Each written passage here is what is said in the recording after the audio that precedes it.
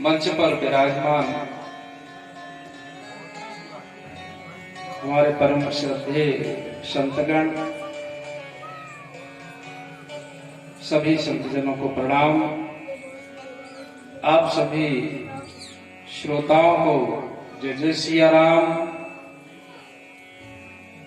आज की यह पावन कथा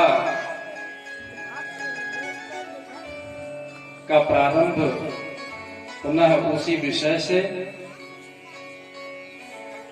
जैसा कि चल रहा था। गोस्वामी जी महाराज कहते हैं, बड़े भाग पाए सत्संग,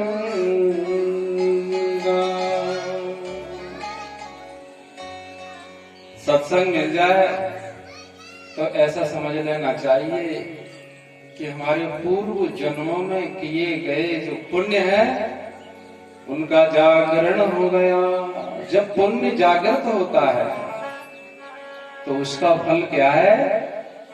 संतों से मिलन होता है। ये गोस्वामी जी ने बताया। पुण्य पुंज बिन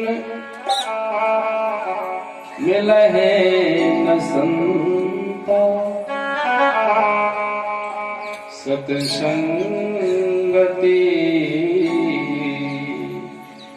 संस्कृति करयंता। पुण्य का पुंज, जब पुण्य इकट्ठे हो जाते हैं, पूर्वकृत पुण्य जब इकट्ठे हो जाते हैं तब संतों का दर्शन होता है।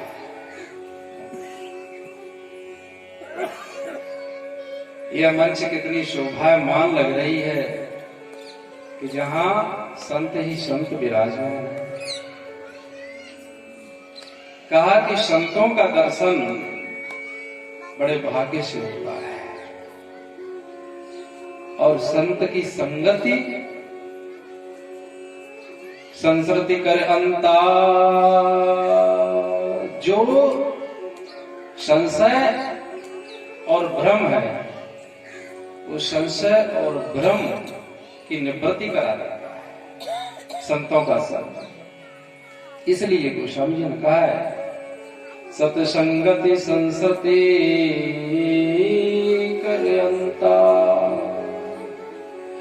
और यदि संशय का समाधान हो जाए, यदि संशय की निवृत्ति हो जाए तो यह जीव अपने वास्तविक स्वरूप को पाले।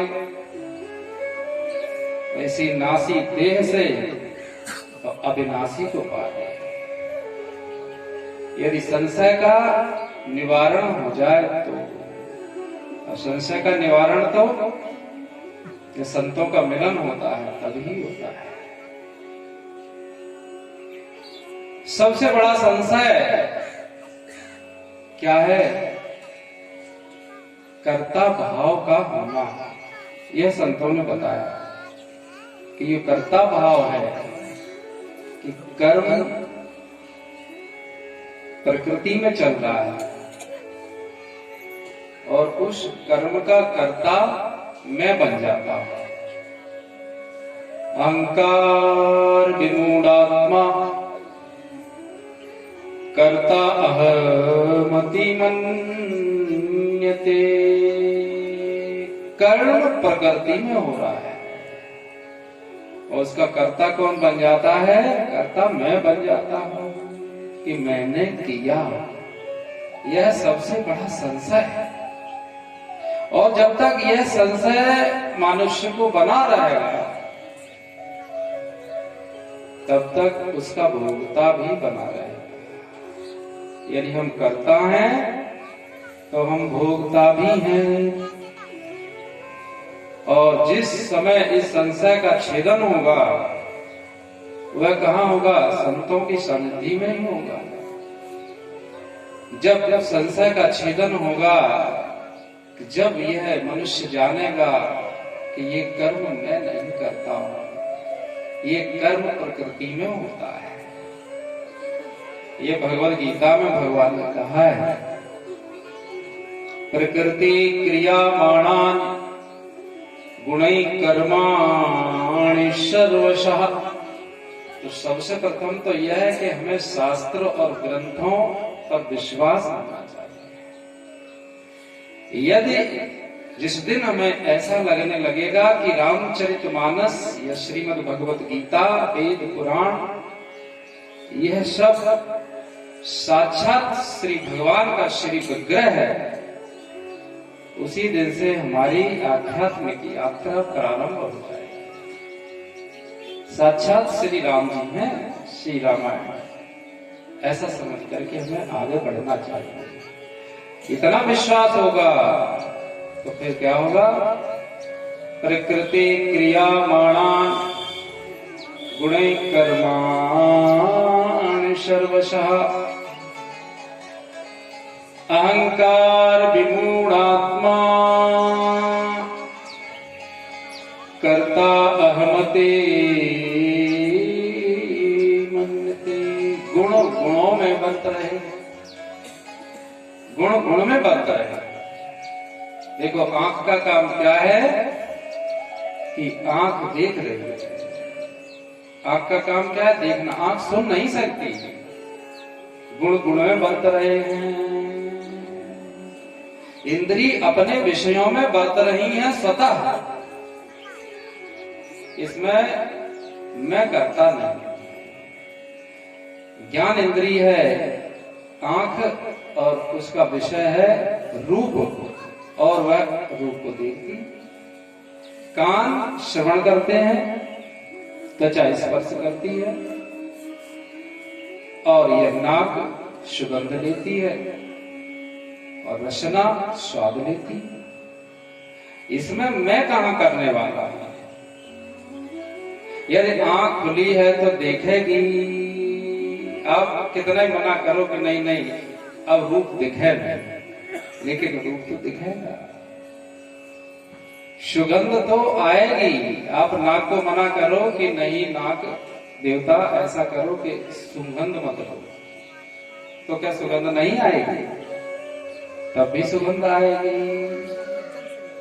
यदि यह आवाज इस माइक के द्वारा आप तक पहुंच रही है, आप कहो नहीं कान सुनो मत, तो आपकी नहीं मानेंगे, कान सुनेंगे। कान का स्वभाव गुणा गुणेश बरतन्ते इत मत्वा न सज्जते। यह श्रीमद् भागवत जी के प्रसंग में जब कपिल भगवान 5 वर्ष की उनकी उम्र है, अपनी माता जी देवहूति जी को जब ज्ञान देते हैं तो क्या कहते हैं? माता,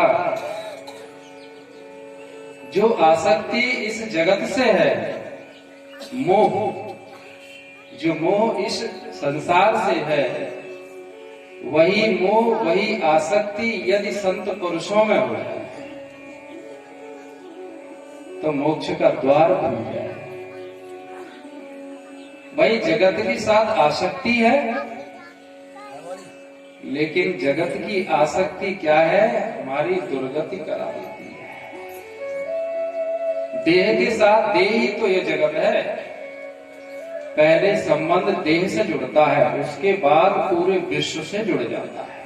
आप देखिए सुषुप्ति अवस्था में, नींद में क्या होता है कि केवल देह से आपका संबंध विच्छेद हो जाता है तो पूरा विश्व चला जाता है। फिर विश्व कहां दिखाई पड़ता है? और जैसे ही जागृत अवस्था हुई, देह के साथ संबंध हुआ, पहले संबंध देह से हुआ, उसके बाद पूरे विश्व के साथ संबंध जुड़ जाता है। तो यदि विश्व से संबंध तोड़ना है तो देह से संबंध तोड़ना पड़ेगा। देह से आसक्ति बने रहे, देह में आसक्ति बनी रही तो विश्व बनी रहेगी। और यदि देह में आसक्ति छूट गई तो पूरे विश्व से आपकी आसक्ति छूट गई। ऐसे ये मूल है, ये जड़ है, देह जड़ है। इसलिए जिनको हम और आप साइंटिस्ट कहते हैं, वो बाहर की खोज करते हैं, और जिन्हें हम संत महात्मा कहते हैं, ये अंदर की खोज करते हैं। तो यह समझते हैं कि इस देह के साथ जो तादाद में है, अच्छा देह के साथ अपना संबंध हो सकता है। आप विचार करो, आज हम थोड़ा वेदांत बोलने के मूड में बोल लेते, और यादव जी ने तो कह ही दिया था कल, वेदांत का विषय ही दे दिया है। राजवीर जी बैठे हैं कि गए? विषय दे के चले गए। कहा है देह के साथ क्या अपना संबंध हो सकता है? स्वामी रामसुख दास जी, जिनका देह अभी ही छूटा कुछ वर्ष पहले, आज के वे तुलसीदास थे। तो उनका दर्शन हम लोगों ने किया। वो यही बात कहते थे कि देह के साथ आपका संबंध कभी हो नहीं सकता। क्यों? क्योंकि देह जड़ है, आप चेतन है। जीव चेतन है, देह जड़ है, और जीव चेतन है। तो चेतन और जड़ का कभी संबंध नहीं हो सकता। बोलो, आप विचार करें। जड़ का और चेतन का कभी संबंध नहीं हो सकता है, भ्रम हो सकता है। भ्रम हुआ है कि मैं देह हूं, जीव कभी देह नहीं हो सकता। बोलो, जैसे दृष्टांत के लिए ऐसा समझ ले हम और आप, जैसे आपकी परछाई से आपका कभी संबंध नहीं हो सकता है, क्योंकि वो परछाई है, आप वहां से तो भ्रम तो हो सकता है कि ये मैं हूं, लेकिन वास्तव में आप वो हो नहीं सकते। इसलिए जड़ चेतन का कभी संबंध नहीं हो सकता है। देह के साथ संबंध मान लिया है, और संबंध मान लेने से ही देह के धर्म अपने धर्म बन गए। बोलो, जैसे अभी हम अपनी लड़की का विवाह ना करें तो संबंधी तो अभी भी होंगे, लेकिन क्या उनके सुख दुख अपने सुख दुख होंगे क्या? और जैसे ही पक्का कर दो विवाह कि आज हम पक्का करेंगे, संबंध पक्का हो गया, मान लिया कि आज से हमने संबंध बना लिया, तो फिर उनके सुख दुख आपके सुख दुख हो जाएगा। फिर आपको पता लगेगा कि वो बीमार है, तो आप कहोगे हमें दिखाने जाना है, क्योंकि संबंध मान लिया। और जब संबंध नहीं माना था तब भले बने रहे बीमार, क्या है। इस दृष्टांत से ये समझना चाहिए कि देह का धर्म है जन्मना और मरना। देह का जन्म होता है, देह की ही मृत्यु होती है। जीव न जन्मता है न जीव मरता है। लेकिन जब देह छूटने लगता है तब हम और तुम क्या कहते हैं? क्योंकि संबंध माने हैं ना, कहते ए मैं मरा, ओ मैं मरा, मैं मरा। आप कहां मरते? आप कहां मरते? तो गीता में क्या स्पष्ट नहीं कह दिया? क्या 13वीं के कार्ड पे हम और आप स्पष्ट नहीं लिखाते? ये तो प्रेस वालों को भी रटा है श्लोक। आप केवल ये कह दो कि निधन हो गया है, आप 13वीं कार्ड छाप दो, तो कहेंगे पहले ही उनके यहाँ फीड है, बांसांस जीर्णानि यथा विहाय नवानि गृह्णाति नरो अपराण, लिखा है। अब प्रेस वालों से पूछो जाकर अर्थ बताइए, वे कहेंगे पैसा दे दो भाई। अर्थ वाली ना कुछ बात ही नहीं कि नहीं, बताओ संगीतकार बोलो, तो वो केवल पैसा चाहिए। संगीतकार की तरफ हमने इशारा क्यों किया? तो अच्छे हैं हमारे, इनसे कुछ भी कह सकते। इनसे इशारा इसलिए किया कि थोड़ा अर्थ भी समझ लिया कर, जो हम तुम गाते हैं उसका अर्थ भी समझ लिया कर। नहीं बाद में कहा बस पैसा दो, तुम तो मारा है, छुट्टी कर दूसरी कथा बोलो, नहीं हंसत रहिए। उदास हो जाओगे तो फिर कथा कैसे? और यदि कहीं अर्थ जान जाए प्रेस वाला, आहा, फिर तो वो भी कहेगा मैं नहीं मरता। जिस तरह मनुष्य, उस श्लोक का अर्थ यह है, देखो उनके यहाँ दो बातें फिट रहती हैं, प्रसंग में आ गया इसलिए आपको पता है। एक तो दूसरे अध्याय गीता का यह श्लोक, और क्या कि फलाने से इनका स्वर्गवास होता है। कोई भी कार्ड पर नरकवास नहीं लिखेगा, न कोई लिखवाएगा, तो स्वर्गवास। अब सब तो स्वर्ग नहीं चले जाते, लेकिन नहीं लिख दो, अब जहां गए होंगे ठीक है, ये लिखो स्वर्ग ही पास। अब उसका अर्थ जिस प्रकार जिस प्रकार मनुष्य अपने पुराने वस्त्रों को उतार करके नए वस्त्र धारण कर लेता है, उसी प्रकार यह जीवात्मा, हम और आप, पुराने शरीरों को छोड़ करके नए शरीरों को धारण कर लेते, मरे कहाँ। यदि मैला वस्त्र उतार दो महाराज जी, यदि मैला वस्त्र उतर जाए और धुला वस्त्र पहन लिया जाए तो अच्छा ही तो हुआ, अच्छा ही तो लगना चाहिए। और मैला पहने रहो तो ज्यादा अच्छा है कि मैला उतार करके और धुला हुआ पहने। तो हम और तुम तो है समझदार, तो मैला उतार करके और धुला पहन लेते हैं, लेकिन ये बालकों के मैले कपड़े उतारो तो रोते हैं, नहीं अम्मा नहीं अम्मा। लेकिन माँ को तो पता है कि बेटा पुराने पहने रहेगा तो तुझे रोग हो जाएगा। तो लड़का तो रोएगा, नहीं अम्मा नहीं, हम तो ऐसे ही बिना नहाए रहेंगे, बिना कपड़ा धोए। लेकिन फिर माता दो चांटे लगाती है, कहती चल उतार, जबरदस्ती उतार करके और वो चिल्लाएगा, रोएगा, उतार करके और नए पहनाए, थोड़ी देर बाद शांत हो जाता है, उसे भी अच्छा लगता। बस यही तो है हम और आपका, कि जो ज्ञानी पुरुष है वे समझते हैं, और हम और आप अज्ञानी हैं तो समझते हैं, तो बड़ी जोर के रोते हैं कि मत उतारो, हमें यही पहने रहने, हमें यही पहने रहने, तो मत उतारो। यदि इस सृष्टि में मृत्यु न होती तो इस सृष्टि का क्या हाल होता। हम और आप ऐसे बैठ के कथा कह सुन पाते हैं? मृत्यु के कारण ही तो सृष्टि सुंदर है। आप देखिए, मृत्यु के कारण ही तो सृष्टि सुंदर है। उस मृत्यु से कितना डर लगता है कि हम एक दिन सुबह सुबह जागे तो हम गाने लगे कि 2 गज कफन का टुकड़ा तेरा लिबास। तो हमारी माता जी बोली चुप, सुबह सुबह ऐसी बातें करते हैं, बुरी बात है। तो ये जो सबसे सुंदर बात है तो मानने का बड़ा भारी डर लगता है। और आजकल आपको पता ही होगा, उसका तो वर्णन हमें करना ही नहीं है।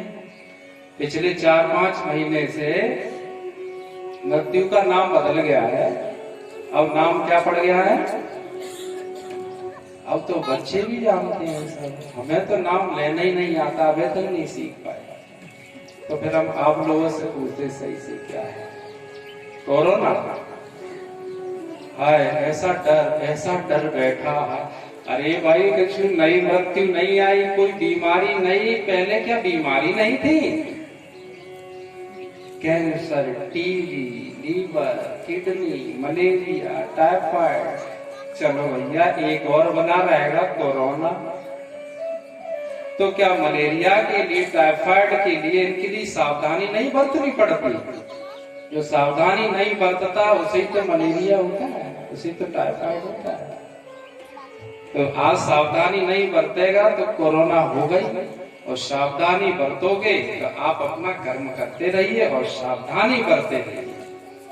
आज हमें ध्यान नहीं रहा, कल बात तो हो गई थी हमारी राजवीर जी से कि हमारे पास बहुत मास्क रखे हैं, किसी ने दे दिए हैं तो यहाँ बंटवाने थे। तो अभी थोड़ी देर बाद किसी को भेज के मंगवा लेंगे, उसमें फिर थोड़ी से वजन होगा तब बंटवा देंगे। कोई भी उधर जाए तो हमारे बैग में से निकाल के आए। अब बैठो मेरे सब मालूम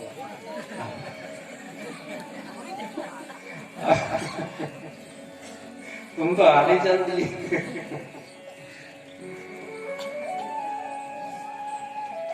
कहा कि जो अज्ञान में है उन्हें मृत्यु ठीक नहीं है। चलो यदि मृत्यु का ध्यान बना रहे तो वैराग्य हो जाता है। यह भी तो है कितनी अच्छी मृत्यु। एक व्यक्ति को बड़ा क्रोध आता था, ऐसे दृष्टांत में समय कहा है ना दोहे में, जहां क्रोध तहां का बिट्टो तुम पीछे गए, पीछे खेले आओ जाओ। तो एक व्यक्ति को बड़ा क्रोध आता था। कहा जहां क्रोध तहां काल है, ऐसा कहा दो। और जब अंगद जी के प्रसंग में अंगद जी रावण के यहाँ जाते हैं तो जब 14 लोगों को वो कहते हैं वो जीवित तो है लेकिन मरे समान है, उनमें एक में आता है संतत क्रोधी। संतत क्रोध जो हमेशा ही क्रोध में बना रहे, उस व्यक्ति को यूं मान लो जो जीवित तो है लेकिन जीवित नहीं है, मरे ही नहीं, जिंदा में मरे नहीं। बात बात में क्रोध, अरे भाई कोई बात हो तब के लिए क्रोध बनाया था भगवान। अब ये तो हर बात में क्रोध करते हैं, तो वो मृत्यु मरे हुए मान। बड़ा क्रोध आया एक जने को, सबने कहा संत के पास जाओ, संत पर ही इसकी दवा है। महाराज जी गांव से बाहर रहते थे। अरे महाराज जी हमें बड़ा क्रोध आता है, क्या किया जाए, अब कोई साधना बताओ। संत ने कहा कि बेटा अब कोई जरूरत नहीं है रोकने की, तुम 7 दिन में मर जाओगे, अब कोई बात नहीं, जाओ।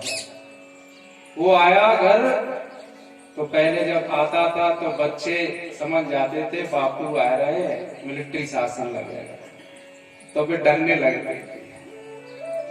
उस दिन वे आए तो चुपचाप धीरे से आगे बैठ गए, जूते उतारे, धर्मपति ने पूछा भोजन करोगे कि नहीं भोजन आज नहीं करें। चुपचाप तो सो गए। दूसरा दिन हुआ तब भी थोड़ा बहुत कुछ जलपान किया। तीसरा हुआ, चौथा हुआ, पूरे 7 दिन हो गए। अब वे सोचते हैं शायद अब मरे। वे नहीं मरे। 8वें दिन में भागे